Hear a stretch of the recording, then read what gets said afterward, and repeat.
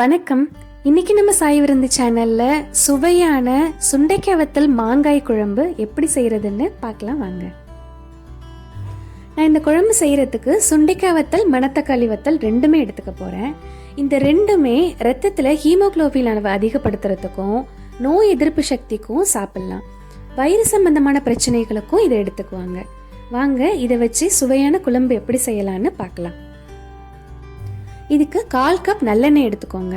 நல்லெண்ணெயில் இந்த குழம்பு பண்ணுங்க, அப்பதான் டேஸ்ட் நல்லா இருக்கும். மண் சட்டியில் பண்ணா இன்னும் சுவை கூடுதலா இருக்கும். கொஞ்சமா கடுகு போட்டுக்கலாம், கொஞ்சமா பெருங்காயம், 1/2 கப் சுண்டைக்காய் வத்தல்,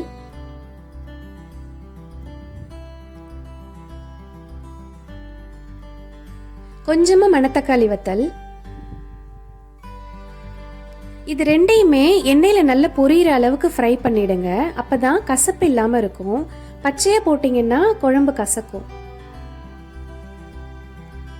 1 கப் சின்ன வெங்காயம் சேர்த்து வதக்கிடலாம்.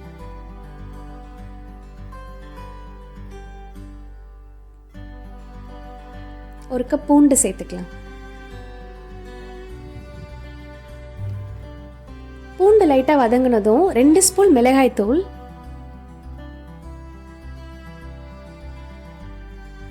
1 ஸ்பூன் மல்லித்தூள், 1/2 ஸ்பூன் மஞ்சள் தூள். இந்த மசாலாவெல்லாம் எண்ணெயில் பொரிஞ்சு வர அளவுக்கு நல்லா வதக்குங்க. இதுதான் இந்த குழம்பு நல்ல சுவையாக வரதுக்கான ஒரு சீக்ரெட் டிப்ஸும் கூட. கருக விட்டுறாதீங்க, லைட்டாக பொரிஞ்சு வரணும். இதில் ஒரு சின்ன எலுமிச்சம்பழ அளவு புளி எடுத்து நான் கரைச்சி வச்சிருக்கேன், அதையும் சேர்த்துடலாம்.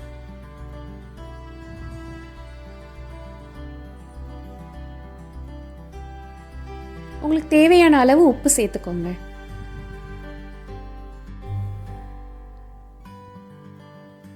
நான் ஒரு மாங்காவை எடுத்து இப்படி சின்ன சின்னதாக கட் பண்ணி வச்சுருக்கேன், அதையும் அதில் சேர்த்துடலாம்.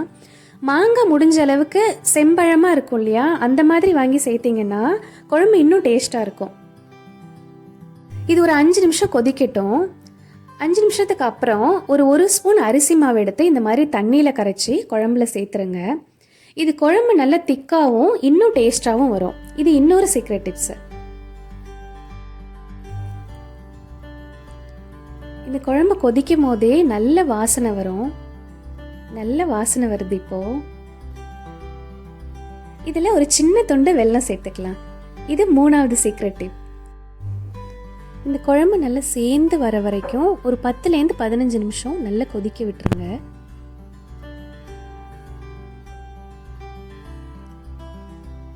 அவ்வளோதான், சுவையான ஆரோக்கியமான சுண்டைக்காய் வத்தல் மாங்காய் குழம்பு ரெடி ஆயிடுச்சு. இதுக்கு சைட் டிஷ்ஷே தேவையில்லைங்க, அப்பளத்தை வச்சே சூப்பராக சாப்பிட்றலாம்.